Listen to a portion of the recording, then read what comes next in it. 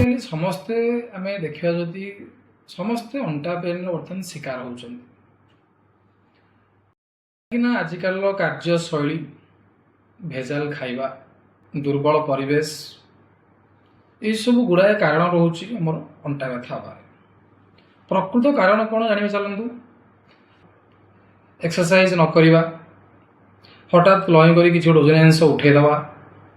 खराब पोस्चर बसिक बहुत समय धरी काम करवा